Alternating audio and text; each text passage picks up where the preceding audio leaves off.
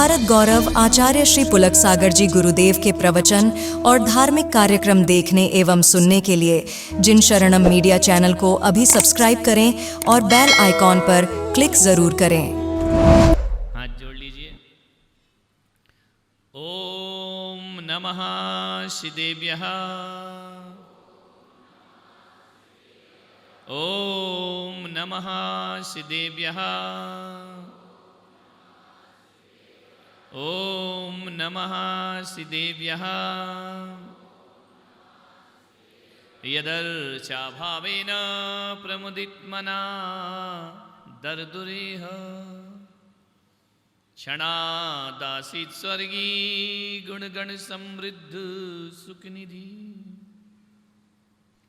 लवन्ते सद्भक्ता शिव सुख समाजम किमु तदा। महावीर स्वामी नयन पथगामी भवतु मे। महावीर स्वामी नयन पथगामी भवतु मे। महावीर स्वामी नयन पथगामी भवतु मे। प्रथम तीर्थंकर ऋषभदेव भगवान की, भगवान महावीर स्वामी की, परम पूज्य गुरुदेव आचार्य श्री पुष्पदंत सागर जी मुनि महाराज की, अहिंसा परमो धर्म की।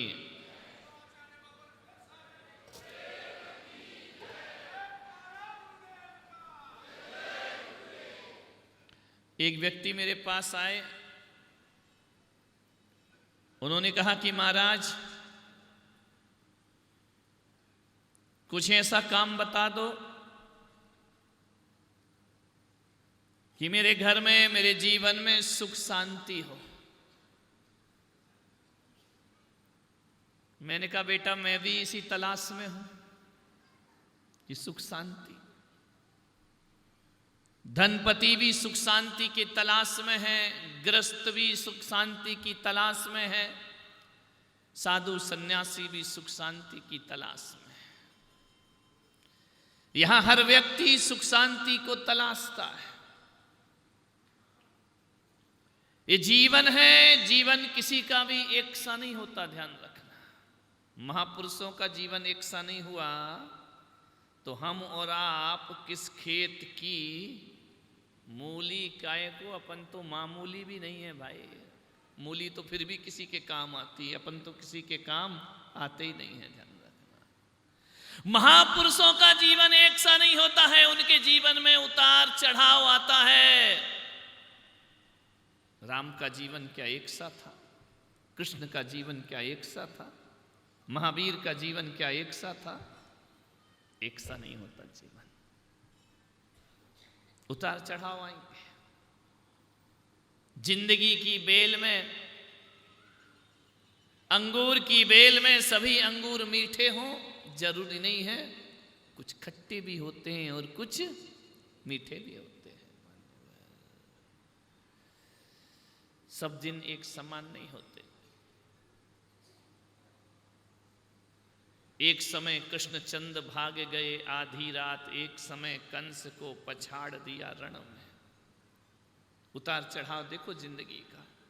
एक समय कृष्णचंद भाग गए आधी रात और एक समय कंस को पछाड़ दिया रण में। एक समय रावण को 10 शीश मिले बर में और एक समय 10 शीश कटे पड़े रण में। और एक समय अर्जुन ने महाभारत जीत ली और एक समय कौल भील लूट लिए वन में। और एक समय, ध्यान रखिए, आपका ध्यान चाहूंगा कि एक समय कौल भील लूट लिए वन में। तो आदमी बेचारे की बात यहां कौन करे? आदमी बेचारे की बात यहां कौन करे?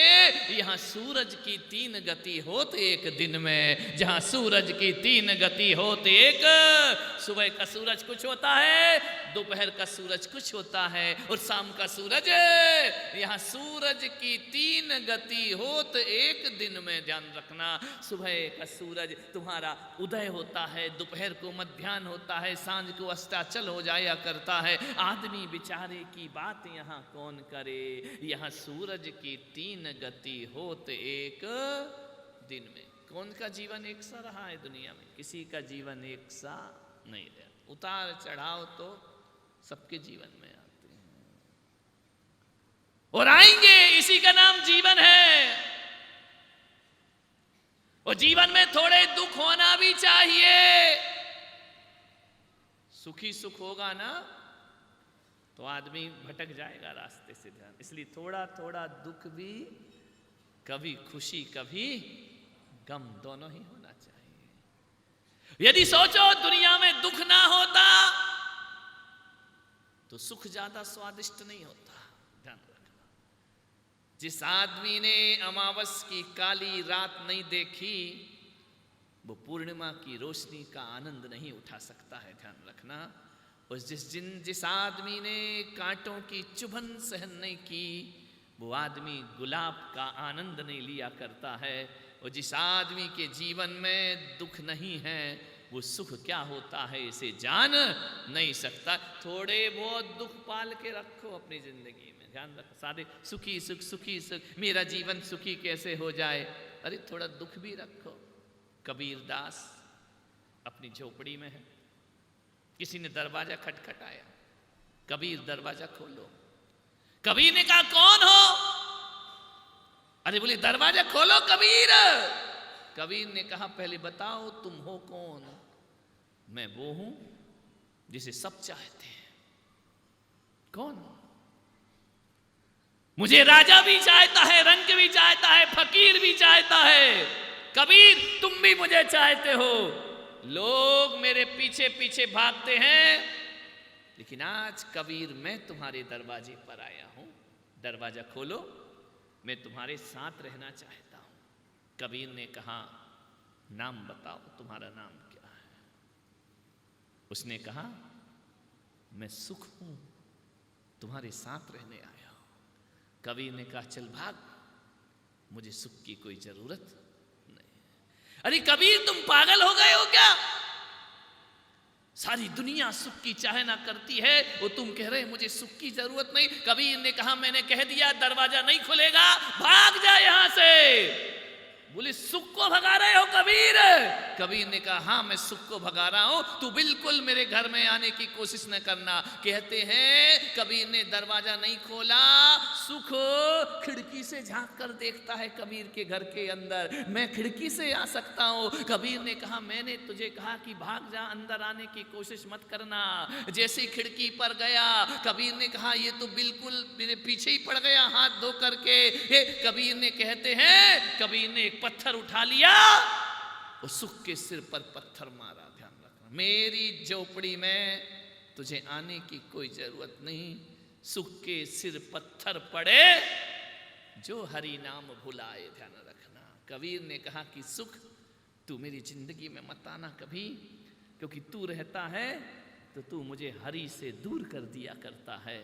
मैं दुख को अपने पास रखना चाहता हूँ, मेरे जीवन में दुख होना चाहिए, क्योंकि दुख जब पास होते हैं तो बड़ी उपलब्धि होती है जीवन को। सबसे बड़ी उपलब्धि ये होती है कौन अपने हैं कौन पराए हैं, इसका पता दुख के समय लगा करता है, सुख के समय नहीं लगता है। कौन अपना और कौन पराया ये दुख के समय पता लगता है। दूसरा फायदा दुख का ये होता है कि जब आदमी के जीवन में दुख पड़ता है तो उस समय उसे कोई याद नहीं आता, केवल भगवान का नाम याद आया करता है। इसलिए कबीर ने कहा मुझे सुख नहीं चाहिए। और तीसरी बात, जब आदमी के अंदर दुख आता है ना तो अच्छे अच्छे 30 मार्का की अकड़ मिट जाया करती है। ध्यान रखना, एक दुख ऐसा है जो झुककर जीने की कला सिखाता है। ध्यान रखना, दुख जीवन में होना ही चाहिए। उस आदमी ने कहा महाराज कह तो आप बिल्कुल सही रहे हो। मैंने कहा मैं तो सही कहता हूं, लेकिन वो तुम्हें सही लगता नहीं। बोले नहीं फिर भी कुछ तो बताओ, मैं बहुत दुखी हूं। मैंने कहा पैसा नहीं है? बोले है। पत्नी? बोले वो भी है। बच्चे? वो भी है महाराज। पैसा है, पत्नी है, बच्चे हैं, गाड़ी मोटर? बोले वो भी है। नौकर चाकर? बोले वो भी है। तो मैंने कहा अब क्या चाहता है? बोले शांति देता हूं। आदमी के पास शांति नहीं है। मैंने कहा एक काम कर, एक बिजनेस बताता हूं, वो बिजनेस खोल ले, वो फैक्ट्री डाल ले, तेरे जीवन में शांति आए। बोले बिजनेस? बोले हाँ। अब वाणिया रहा, वाणिया को तो व्यापार चाहिए कैसे भी हो, उसका तो सारा सुख बाप बड़ा ना भैया, सबसे बड़ा रुपैया। बोले हाँ बिजनेस बताओ, व्यापार बताओ। मैंने कहा व्यापार बता रहा हूं, बिजनेस बता रहा हूं, तेरा जीवन आनंद से भर जाएगा। बोले कौन सा व्यापार? मैंने कहा अपने दिल में, तुम भी लिख लो रे, हो सकता शाम को पूछ ले, शाम को पूछे या नहीं पूछे, अपनी जिंदगी में लिख करके रखिए। दिल में लव फैक्ट्री लगाओ, जुबान पर शुगर फैक्ट्री लगाओ, और दिमाग में आइस फैक्ट्री लगाओ, जिंदगी खुशहाल हो जाएगी आपकी।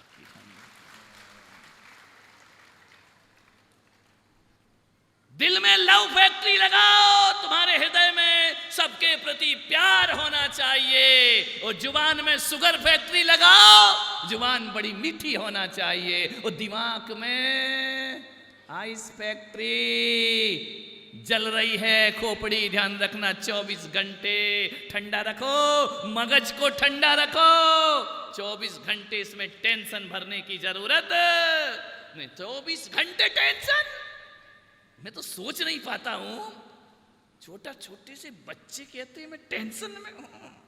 ये भगवान जाने कहा कि इंटरनेशनल बीमारी ये टेंशन की लग गई है। बच्चा कहता ज्यादा मत बोलो, मैं बहुत टेंशन में हूं।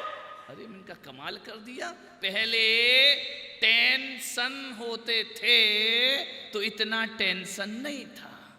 समझ गए क्या? कुछ लोगों को घर में जाके समझ में आएगा। पहले टेंशन होते थे तो इतना टेंशन नहीं था, आज एक सन है इसलिए दिन भर टेंशन है। ध्यान रखना, कितना टेंशन लेके जी, बीवी अपने टेंशन में जी रही, बच्चा अपने टेंशन में जी रहा है, अम्मा अपने टेंशन में जी रही, दादाजी अपने टेंशन में जी रहे हैं, समाज अपने टेंशन में जी रही है। एक मैं ही हूं जो अटेंशन में रहा करता हूं, ध्यान रखना। बाकी सारी दुनिया अटेंशन में रहोगे तो टेंशन नहीं होगी, ध्यान रखना। मैं ज्यादा टेंशन नहीं लेता, थोड़ा सा ले लूं तो समाज को पसीना आ जाता है, इसलिए अपन ज्यादा टेंशन नहीं लिया। ज्यादा ले लिया तो लफड़ा हो जाएगा। ऐसी बातें आपको डायरेक्ट समझ में आती है, मान लो, विचार करिए, टेंशन में नहीं रहने का सोचना है। हिम्मत ना हारिए, प्रभु का नाम ना विसारिए। जिंदगी मुश्किल से मिली है, हर दौर पर मुस्कुराइए। जिंदगी को बनाओ। मैं कोई बड़ी गहरी बातें करने यहां नहीं बैठा हूं, बिल्कुल छोटी छोटी बातें करूंगा, उन बातों में कोई दम नहीं है। लेकिन एक बात ध्यान रखना, बातें मेरी बहुत छोटी हैं लेकिन समझ लो तो बहुत बड़ी है। ध्यान रखना, समझने का प्रयास कर। आज क्या बात है, चली आ रही महिलाएं झुंड के झुंड, झुंड के झुंड। छुट्टी है क्या? हाँ, क्या बात है। लोग कहते हैं कि भोजन रखो तो पब्लिक आती है, हमारी सभा में तो बिना भोजन के भी पब्लिक आती है। ये सब भोजन वाले थोड़ी बैठे, भजन वाले बैठे हुए हैं, ध्यान रखना। अभी जाके बनाएंगी, खाएंगी। आधी महिलाएं तो बना के ही रखे आई होंगी कि बस जाके सब्जी छोंकना है और खाना है आराम से। ध्यान रखना, तुम्हारे एक एक लक्षण हमको पता है। एक महिला तो अहमदाबाद में ऐसी थी कि वो तैयार होकर सो गई रात को 10 बजे। बोली क्यों? बोली सुबह प्रवचन में जाना। मेकअप वेकअप करके सो गई, चली आई। वो तो बहुत एडजस्टमेंट करके रहती है। मान्यवर, जीवन को हंसते खिलखिलाते मुस्कुराते गुजार दीजिए। लोग कहते हैं कि झांझ मंजीरे बजाकर गाओ तो भगवान का कीर्तन होता है, और मैं पुलक सागर कहता हूं कि घर के 4 लोग बैठकर हंसी ठहाके लगाओ, ये भी भगवान का कीर्तन हुआ करता है, भगवान का भजन हुआ करता है। ध्यान रख रहे, आप 4 बहू बेटे हंस रहे हैं, खिलखिला रहे हैं, मुस्कुरा रहे हैं, मैं सोचता हूं इससे बड़ा परमात्मा का और कोई कीर्तन नहीं हुआ करता है, और इससे बड़ा भगवान का भजन। नहीं, आदत बुरी सुधार ले बस हो गया भजन, और मन की तरंग मार ले बस हो गया भजन। भजन किसे कहते? मुस्कुराती हुई जिंदगी को भजन कहा जाता है, आनंदित जिंदगी को भजन कहा जाता है। और कभी आंखों में आंसू आए तो ऐसे रो, ऐसे रो, ऐसे रो, ऐसे मत रो कि किसी के कर्मों को रो रहे हो या अपने भाग्य को रो रहे हो। मेरे भी आंसू आते हैं तो मैं ऐसे रोता हूं, ऐसे रोता हूं कि मैं किसी को लेकर नहीं रोता, किसी के दुख से नहीं रोता हूं। संत की आंख में आंसू आते हैं तो ऐसे रोते हैं, ऐसे रोते हैं जैसे जिनेंद्र भगवान का अभिषेक कर रहे हों अपने नयनों के माध्यम से। अरे चलो तो ऐसे चलो कि तीर्थ की परिक्रमा हो रही है, और रात सो तो ऐसे सो कि भगवान को दंडवत प्रणाम किया जा रहा है। ध्यान रखना, जिंदगी तुम्हारी साथ मौज मस्ती में जियो, ज्यादा टेंशन लेने का नहीं। कौन बोला टेंशन लेने का नहीं, लेकिन देने का नहीं, देने का नहीं, ना देना और ना कुछ लेना, ना देना, मगन रहना। ध्यान रखना, अपने आनंद में रहने का प्रयास करिए, हंसिए, मुस्कुराइए। आज के इस मुल्क में सबसे बड़ी दुर्घटना है कि आदमी ने हंसना, मुस्कुराना, खिलखिलाना बंद कर दिया है। जब आदमी हंसना, खिलखिलाना, मुस्कुराना बंद करता है तो हमें बल्लू जैसों को स्टेज पे बुलाना पड़ता है। ध्यान रखिए। और यदि आदमी हंसे, खिलखिलाए, मुस्कुराए तो हमें किसी की जरूरत दुनिया में नहीं पड़ा करती है। आज देख रहा हूं मैं, आज एक टीवी पर लोग देख रहे हैं तो वो क्या,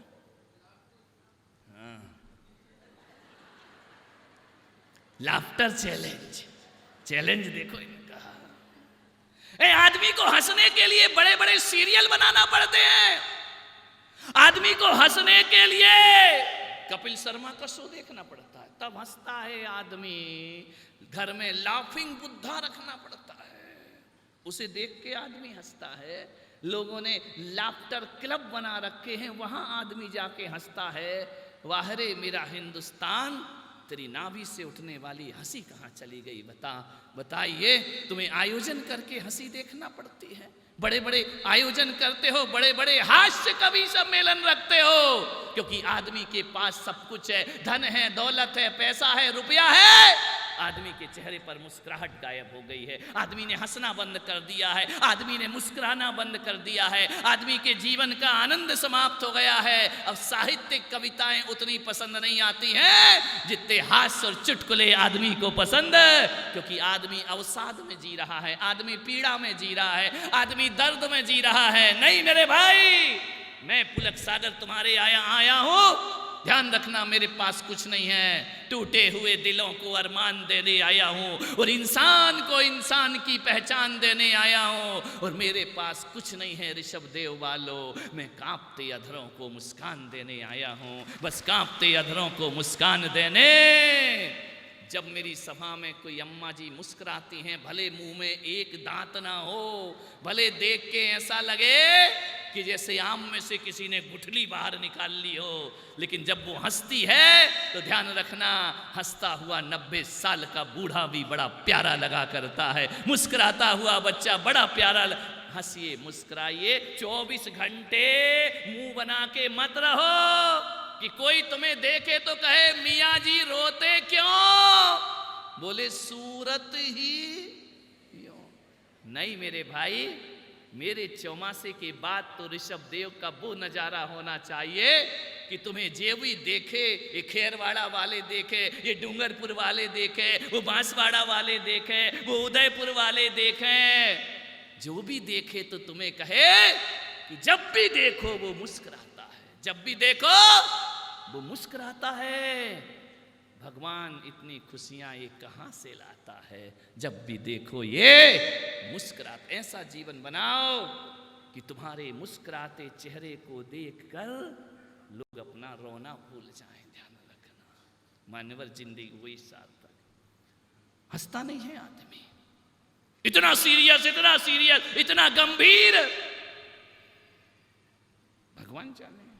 मेरे नेचर में तो ये गंभीरता ना थी और ना कभी आ सकती। मेरे कमरे में भी लोग हंसते रहते हैं, मैं आहार में रहूं तो हंसते रहता हूं, प्रवचन में आऊं तो हंसते रहता हूं, किसी से मिलूं तो हंसते रहता हूं। हाँ, कभी कभी थोड़ा सा इंजेक्शन देना पड़ता है, नहीं तो फिर गड़बड़ हो जाता है। हंसते रहो, मुस्कुराते रहो।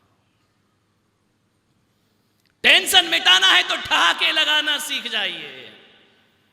जब आदमी मुस्कुराता है, हंसता है, ठहाके लगाता है तो तनावों से मुक्त हो जाया करता है। ध्यान रखें, कोई टेंशन नहीं होता, कोई तनाव नहीं होता, कोई अवसाद नहीं होता।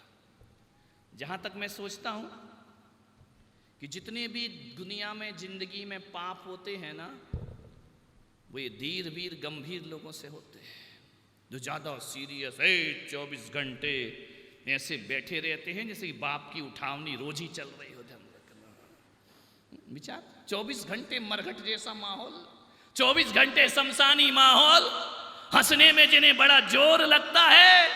आदमी हंसता है तो पहले बाजू वाले को देख रहा, वो हंसता है कि नहीं हंसता है। ध्यान, आनंद गायब है तुम्हारे जीवन में। ये सीरियस लोग ही घोटाले करते हैं। इस देश के एक प्रधानमंत्री हुए, कभी नहीं हंसे, कभी नहीं। 15 अगस्त को भी नहीं हंसा, 26 जनवरी को भी नहीं हंसे। कौन थे वो? मनमोहन सिंह थोड़ी था, वो तो थोड़ा मुस्कुरा ही लेता था। एक और प्रधानमंत्री हुए जो कभी नहीं हंसे।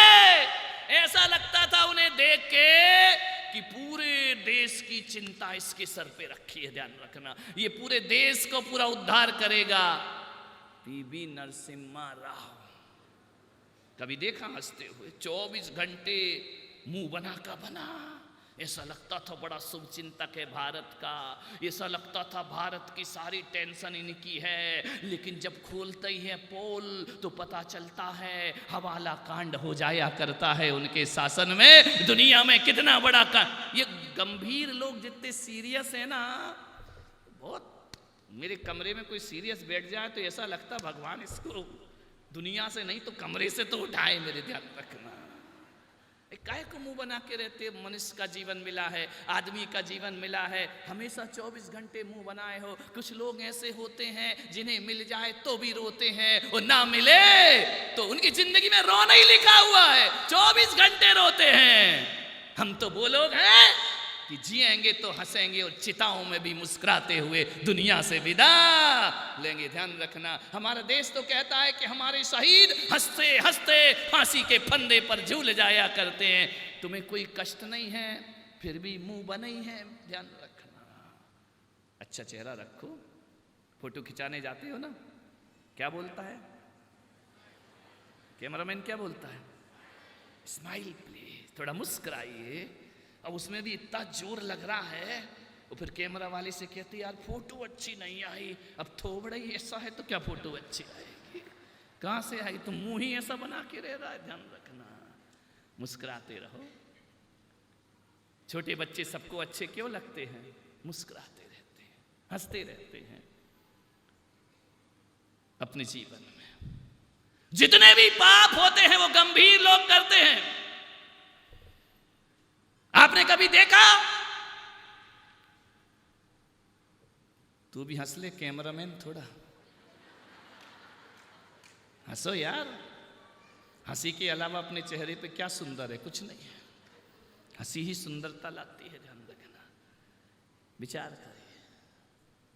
जितने भी पाप है वो गंभीर लोगों के द्वारा होते हैं अधिकतर। देखना, एक बात बताइए, जब आदमी चोरी करता है तो चेहरे पर घबराहट होती है या मुस्कुराहट होती है?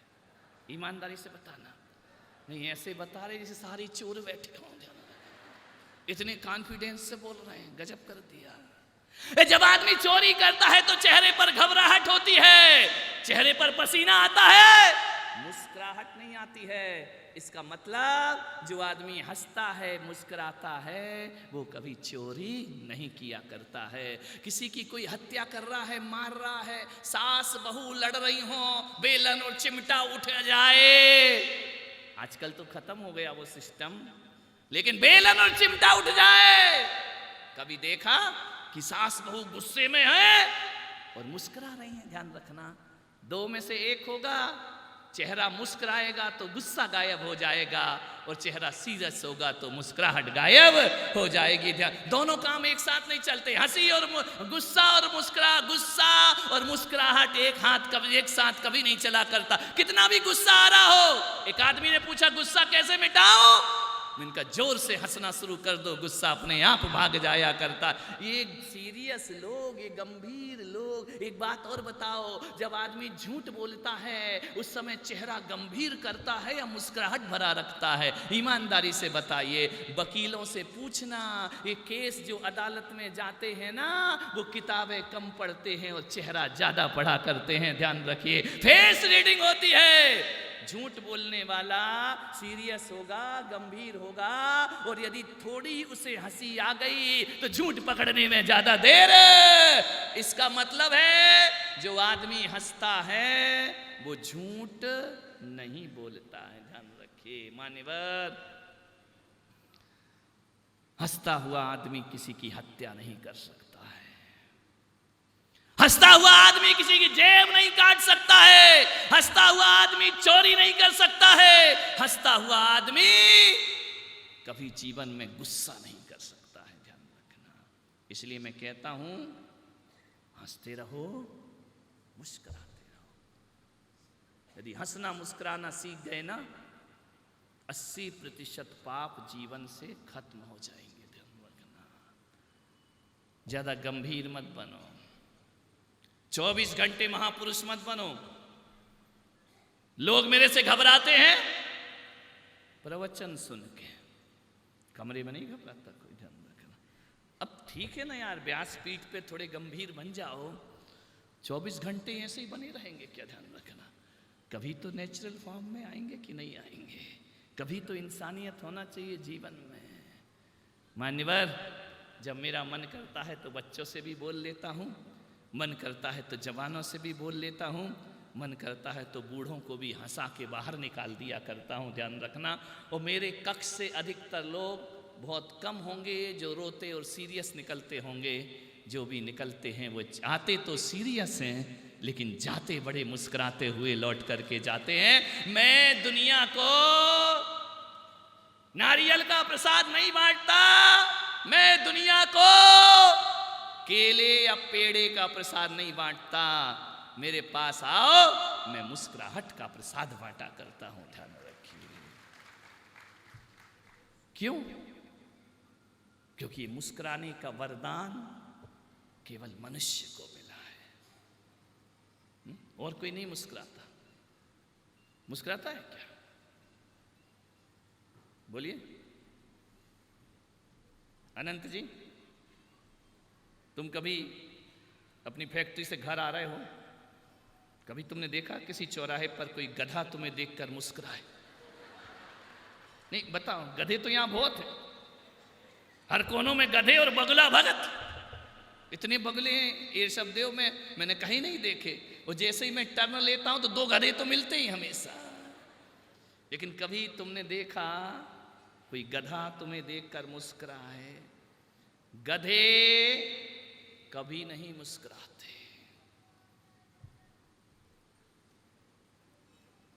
गधे, समझ गए क्या? अब जबरदस्ती आदमी बनना पड़ रहा है। ध्यान रखना, गधे कभी नहीं मुस्कुराते हैं, कभी नहीं। और कभी महिलाओं ने देखा, बड़े मंदिर से घर जा रही हो और किसी मोड़ पे कोई भैंस तुम्हें देखकर हंस रही हो? नहीं देखा कोई भैंस हंसते हुए? नहीं देखा ना। भैंसें कभी नहीं हंसती और गधे कभी नहीं मुस्कुराते। और एक बात याद रखना ऋषभदेव वालों, कभी धोखे से कोई भैंस मुस्कुरा दे तो समझना आज अपना यमराज का बुलावा आ गया है। ध्यान रखना। कभी धोखे से कोई गधा मुस्कुरा दे तो एक बात याद रखना, वो गधा इंसान बनने की तैयारी कर रहा है और आदमी मुस्कुराना भूल जाए। ऐसी बातें सब तुम लोग इधर क्यों देखती हो जब गधा बोला जाता है? सारी महिलाएं इधर देखने लगती हैं। मुस्कुराते रहो। नरकों में मुस्कुराने की कोई गुंजाइश नहीं है। देवता बहुत कम मुस्कुराते हैं। हकीकत में कोई दिल से मुस्कुराता है तो वह मनुष्य जन्म होता है, जो मुस्कुराने का वरदान उसको हमको मिला है, तुमको मिला है, हंसने का वरदान। और हंसने में लगता क्या है यार, मैं तो सोच नहीं पाता। आदमी हंसता मुस्कुराता, हंसने में क्या लगता है? ये जो ओंठ है ना, इनको आधा इंची तो खींचना है। करना क्या, कोई बड़ी प्रैक्टिस करना है? हंसने के लिए कोई कोरियोग्राफर आएगा सिखाने के लिए? इन ओठों को आधा इंच से भी कम थोड़ा सा खींचो, चेहरे पर मुस्कुराहट। और ओठों को अपने हाथ से मत खींचने लगना जाके, नहीं तो ऋषभदेव की महिलाएं बोले खींचतान हो ही जाए इस बार। ध्यान रखना, नहीं, थोड़ी सी ओठों को इतना कर दीजिए, आपके चेहरा मुस्कुराने लगता है। आपका चेहरा, ध्यान रखना, मुस्कुराहट दुनिया का सबसे बड़ा इनविटेशन कार्ड है। ध्यान रखना। आप किसी से नाम पूछो या ना पूछो, आप किसी से पता पूछो या ना पूछो, आप किसी से नौकरी पूछो या ना पूछो, आप उसके बारे में परिचित हो या ना हो, यदि आपने उसे देख करके मुस्कुरा दिया ना, तो उसे लगता है कि मेरी जिंदगी का सबसे बड़ा आनंद मुझे आज प्राप्त हो गया है। ध्यान रखना, मुस्कुराना ही तो है। मुस्कुराने से दोस्ती बढ़ती है, मुंह बनाने से दोस्ती नहीं बढ़ा करती है। स्माइल पास करो, आदमी प्रसन्नता से भर जाता है। क्या बिगड़ता है रे कंगालो, धन मत दो, बोली मत लो, पैसा मत दो, मुस्कुराहट तो दे दो किसी को मेरे भाई, उसमें थोड़ी पैसा लगा करते हैं। स्माइल तो दे दो, हाथ में मोबाइल और चेहरे पर स्माइल, जिंदगी का आनंद बरस जाया करता है। ध्यान रखना, मुस्कुराना तो पड़ेगा, मुस्कुराते रहो। सीरियस जिंदगी मत जियो, मुंह बना के मत जियो। हम मुस्कुराने के लिए कैसे भी मुस्कुरा लो, बड़ा मुश्किल पड़ता है ना। कोई चुटकुला याद कर लो यार, मुस्कुरा लो। लाफिंग बुद्धा देख लो, मुस्कुरा लो। चार्ली चैपलिन देख लो, मुस्कुरा लो। हंस तो लो, मनहूसों जैसा चेहरा लेकर के मत जियो। ध्यान रखना, आपसे निवेदन है, आनंद के साथ जियो। कोई गुजरात में, मुझे एक बात बहुत अच्छी लगी। मैं गुजरात में गया, कोई किसी को भी मिला तो सबसे पहले पूछा जाता है केम छो, तो गुजराती क्या बोलता है? मजा में छो।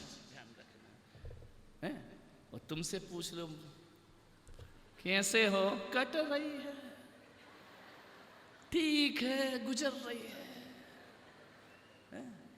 दाल रोटी चल रही है। अरे ऐसे जवाब देते मरे मरे से मुर्दों जैसे।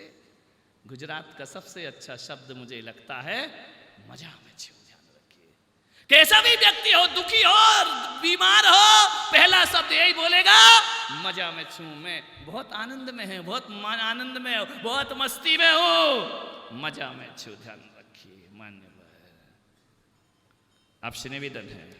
मैं तो कहता हूं किसी की मृत्यु हो जाए तो श्रद्धांजलि आंसुओं से नहीं होती है, श्रद्धांजलि तो मुस्कुराहट के साथ देना चाहिए। ध्यान रखना कि उस आदमी ने इतना अच्छा जीवन जिया, इतनी अच्छी जिंदगी जीकर गया, उसके लिए आंसू क्या बहाना। ध्यान रखना, उसके लिए, इसलिए तो हमारे यहाँ जब किसी संत की समाधि और संथारा हो जाता है तो जैन समाज आंसू नहीं बहाता, वह मुस्कुराता है, आनंद के साथ उनका डोला उठाता है।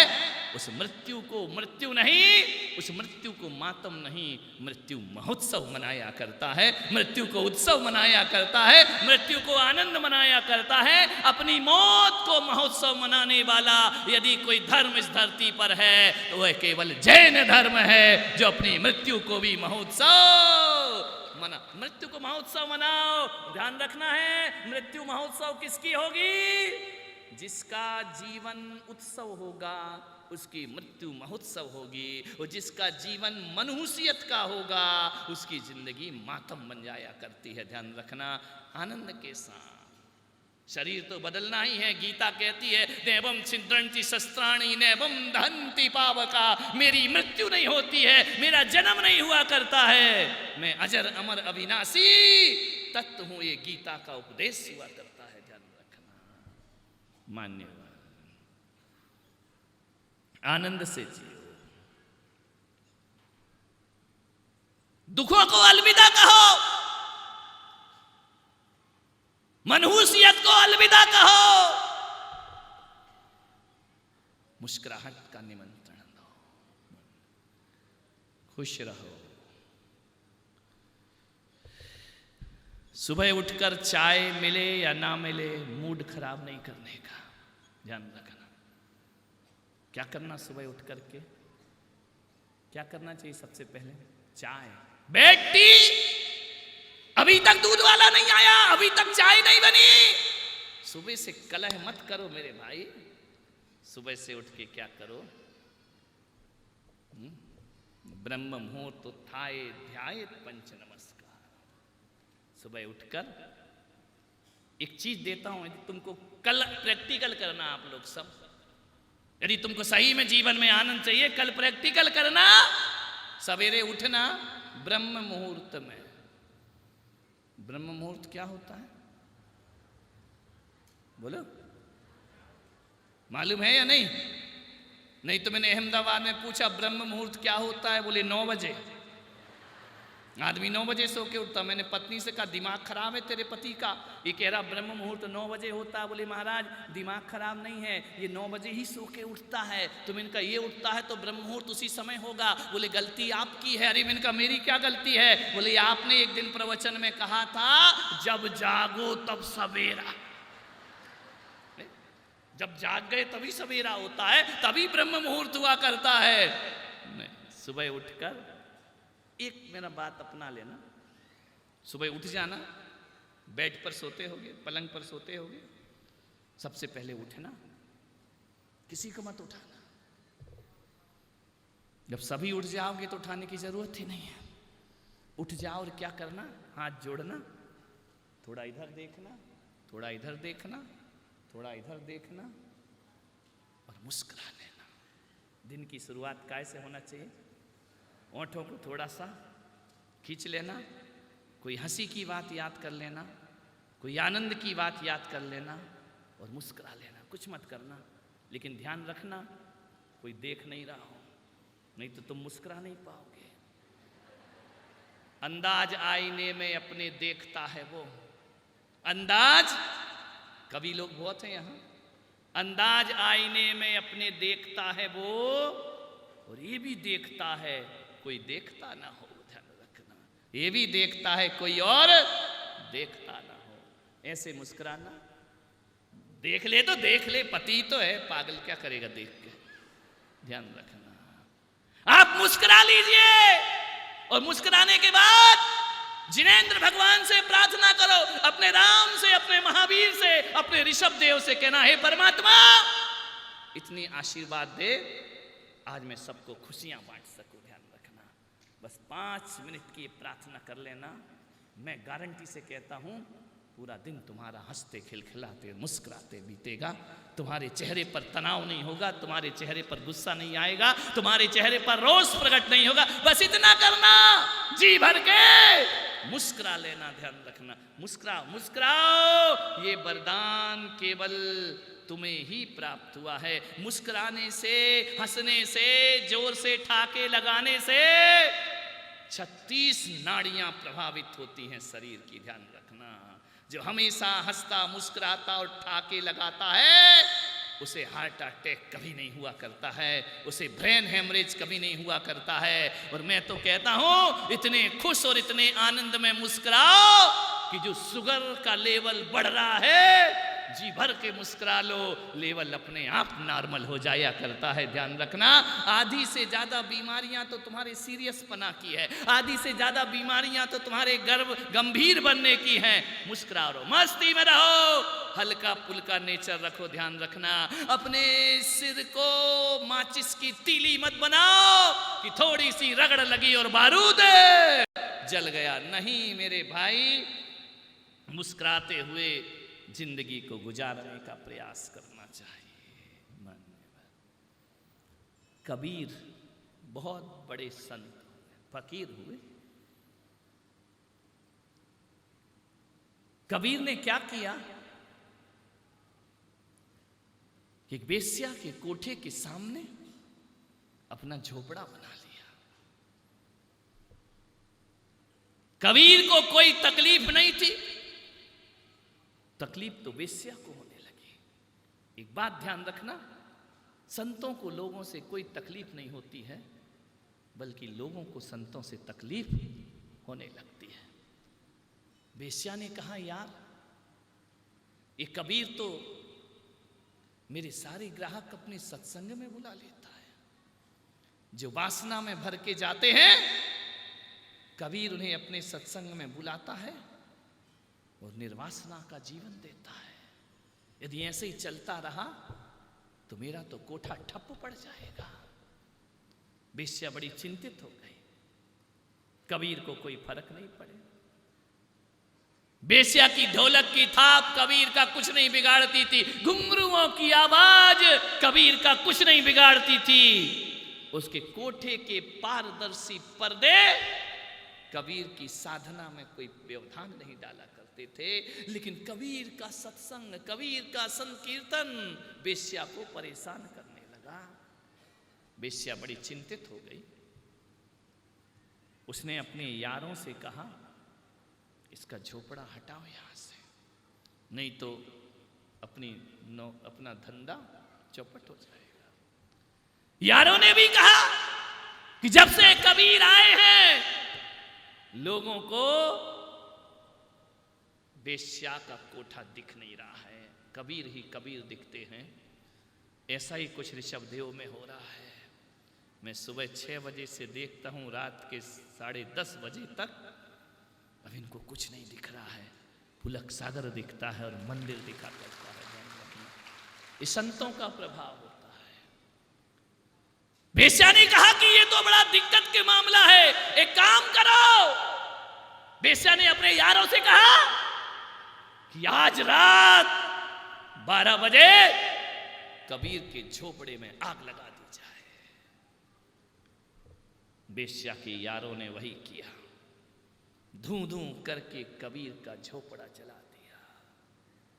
कबीर अपनी मस्ती में, आनंद में, उसने कहा, बाहरे भगवान, बाहरे मेरे परमात्मा, बाहर परवरदिगार, तूने मेरे झोपड़े में आग लगा दी।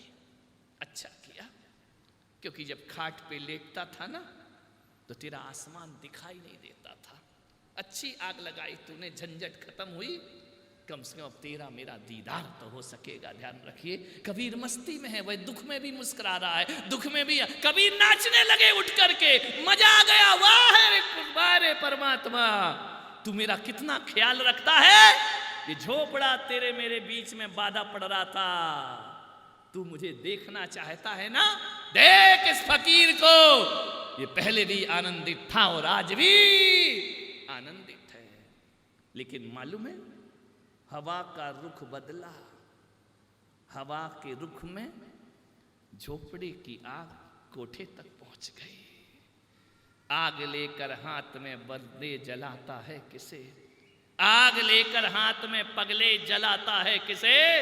जब ये बस्ती ना रहेगी तू कहां रह जाएगा। ध्यान रखिए, आग का ऐसा रुख बदला, धू धू करके बेस्या के पर्दे जलने लगे, धू धू करके कोठा जलने लगा, सारे साज बाज फटने लगे।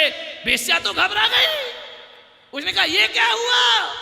देखते देखते पूरा झोपड़ा खाक होने लगा। बेस्या दौड़ी दौड़ी आई, कबीर कबीर। कबीर अपनी मस्ती में, अपने आनंद में बैठे हैं, परमात्मा के ध्यान में। बेस्या ने झिझोड़ दिया, कबीर उठो। कबीर ने कहा क्या हुआ? बोल देख मेरा कोठा धू धू करके जल रहा है। कबीर ने कहा कोठा जल रहा है? कबीर ने दूसरी तरफ निगाह रखी, झोपड़ी जल रही है। बेस्या ने कहा कबीर तेरी झोपड़ी में क्या था? घास फूस की, मेरी तो जिंदगी भर की कमाई जल गई, देख मेरा पूरा कोठा जल गया है। कबीर कुछ कर। कबीर ने कहा मैं क्या कर सकता हूं? अरे तू ही कर सकता है, तू कुछ कर बाबा, मेरा कोठा बचा। कबीर ने कहा मैं क्या कर सकता हूं? बोल बेस्या, ये झोपड़ा जला है, वहां तेरा कोठा जल रहा है। तो बोले मैं क्या करूं? उस बेस्या से पूछा कि बोल मेरा झोपड़ा किसने जलाया? बेस्या तूने तो नहीं जलाया ना? बोले नहीं, मेरे यारों ने तुम्हारा झोपड़ा जलाया है। तो कबीर ने कहा तेरे यार ने मेरा झोपड़ा जलाया और मेरे यार ने तेरा कोठा जला दिया, अब इसमें मैं क्या कर सकता हूं? ये दो यारों की लड़ाई है, इसमें बेस्या ना तू कुछ कर सकती है और ना मैं कुछ कर। तेरे यारों ने झोपड़ा जलाया, मेरे उस यार ने तेरा कोठा जला के रख दिया। ध्यान रखना, कबीर तो आनंदित थे, कोठा झोपड़ा था तब भी आनंदित थे, वो झोपड़ा जल गया तब भी आनंदित है। कबीर ने कहा बेस्या राजी हैं हम उसी में जिसमें तेरी रजा है, राजी हैं हम उसी में जिसमें तेरी रजा है। यहाँ यूं भी वाह वाह है, यहाँ त्यों भी वाह। संत फकीरों की ये बादशाहत तो देखो। कबीर ने कहा दो यारों की लड़ाई में मैं क्या कर सकता हूं? अब देख बेस्या कि मेरा यार दमदार है या तेरा यार दमदार है। देख मान्यवर, तेरे यारों ने झोपड़ा और मेरे यार ने कोठा जला दिया, किसका यार दमदार है? कबीर दुखी नहीं हुए, कबीर झूम गए, आनंद में भर गए। मान्यवर, जिंदगी के कैसे भी दिन आ जाएं, मंदिर जाओ, शीश पर केसरिया नाथ के केसर का तिलक लगे या ना लगे, मुस्कुराहट का तिलक जरूर लगना चाहिए। मेरे भाई ध्यान रखना, किसी के जख्मों पर मलहम लगा सको या ना लगा सको, एक मुस्कुराहट की मलहम जरूर लगा दिया करो अपनी जिंदगी में। मान्यवर, आपसे मेरा निवेदन है, दो पति पत्नी लड़ रहे थे, नई नई शादी हुई। अब ये सब चीजें मैं बल्लू से सीख लेता हूं, क्योंकि उसका बल्लू पुराण अलग है और हमारा पुराण अलग है। दो पति पत्नी लड़ रहे थे, मैंने कहा लड़ते क्यों हो? बोले सुखी रहते हैं। उनका लड़ने से कोई सुखी रहता है? बोले हाँ, हम तो लड़ से सुखी है महाराज, लड़ाई नहीं हो तो हम सुखी नहीं रहते हैं। मैंने कहा ये कैसा परिवार, ये कैसा जोड़ा है जो कहता कि लड़ने से हम सुखी रहते हैं? बोले हमारे सुख का राज ही लड़ाई है। इनका मतलब क्या? बोले गुस्से में जब वो बेलन फेंक के मारती है, निशाना लग जाए तो वो खुश हो जाती है और नहीं लगे तो मैं खुश हो जाता हूँ। हमारी खुशी का राज ये लड़ाई है और कुछ नहीं है। मान्यवर, लड़ाई हो तो ऐसी हो तो भी चला करता है। मान्यवर, महिलाओं से निवेदन करूंगा, आनंद की साड़ी पहनो और प्रसन्नता का परफ्यूम लगा लिया करो। ध्यान रखना, दुनिया के परफ्यूम किसी को सुख दें या ना दें, आपके चेहरे की मुस्कुराहट का परफ्यूम लोगों को सुख प्रदान किया करता है, आनंद प्रदान किया करता है। आपसे इतना ही निवेदन है, एक ऐसा सिक्का घर में लाओ, सिक्के देखें, एक तरफ हेड होता है, एक तरफ टेल होता है। ध्यान रखा, एक ऐसा सिक्का बना लो ऋषभदेव वालों कि जिसके दोनों तरफ खुशियां ही खुशियां लिखी हो। ध्यान रखना, और जब भी उछालो, लौट कर जब भी आए तो खुशी हमारे हिस्से में आना चाहिए। ध्यान रखना, आनंद हमारे हिस्से में आना चाहिए। बड़ी बड़ी समस्याओं का हल हो जाएगा यदि आदमी मुस्कुराना और खिलखिलाना सीख जाएगा। बड़ी बड़ी समस्याएं खत्म हो जाएंगी। लेकिन किसी का काम रो नहीं है। एक सेठ था, मेरे पास आके जोर जोर से रोने लगा।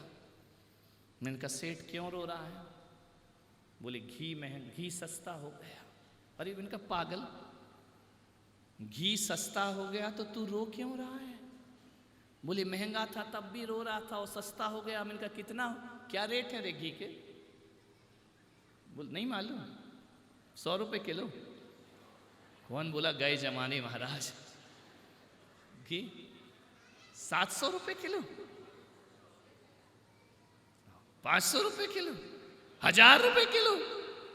उस दिन घी हो गया 100 रुपए किलो। सेठ बड़ी जोर जोर से रो रहा। अरे क्या, जब 2 मिनट 3 मिनट, मैंने एक दिन सोचा कि हमारे यहां भारत में जब सनातन परंपरा वाला व्यक्ति किसी को मिलता है तो क्या बोलता है? भैया राम राम। क्या बोलता है? क्या बोला जाता है? राम राम। तो जिससे बोला जा रहा है वो क्या बोलता है पलट के? कि भैया राम राम। मैंने कहा यार ये 2 बार राम क्यों बोलते हैं? एक बार भी तो बोल सकते भैया राम, वो भी कहते हैं भैया राम। नहीं, हम भी कहते हैं राम राम और वो भी कहता है। मैंने कहा 2 बार राम राम क्यों कहा जाता है, 1 बार क्यों नहीं कहते हैं? बहुत चिंतन किया, निष्कर्ष पे पहुंचा तो यही समझ में आया कि यदि वो भारत का दर्शन, भारत की मनीषा कहती है कि यदि किसी को राम राम 2 बार बोला जाता है तो इसका मतलब ये होता है कि जो बोल रहा है उसके अंदर भी राम है और जिससे बोला जा रहा उसके अंदर भी राम है। और राम से राम का मिलन राम राम हुआ करता है और जिनेंद्र से जिनेंद्र का मिलन जय जिनेंद्र हुआ करता है। ध्यान रखिए, आप किसी को राम राम कर रहे हैं और राम राम भी ढंग से करना, जय जिनेंद्र भी ढंग से करना।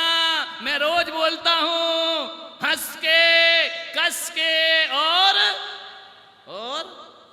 मुस्कुरा के जय जिनेंद्र। ऐसे नहीं कि सास बहू लड़ी जय जिनेंद्र, अरे तुमने तो एक बम और पटक दिया उठा करके। तो सास भी करे जा मर जय जिनेंद्र। वो तो मैं इसलिए कर रही हूं कि महाराज ने नियम दिया था, मुझे तुझसे कुछ लेना देना नहीं। ध्यान रखना। और ऐसे भी नहीं कि गुस्से में कर रहे जय जिनेंद्र, आवाज ही नहीं निकल रही है, कर भी ली उसे सुनाई भी नहीं दिया। ध्यान रखना, तुम्हारा नियम भी पल गया। नहीं, हंस के, कस के और मुस्कुरा के जय जिनेंद्र करो, तुम्हारा जीवन आनंद में परिवर्तित हो जाएगा। मेरे भाई ध्यान रखिए, मेरे कहने का मतलब इतना ही है कि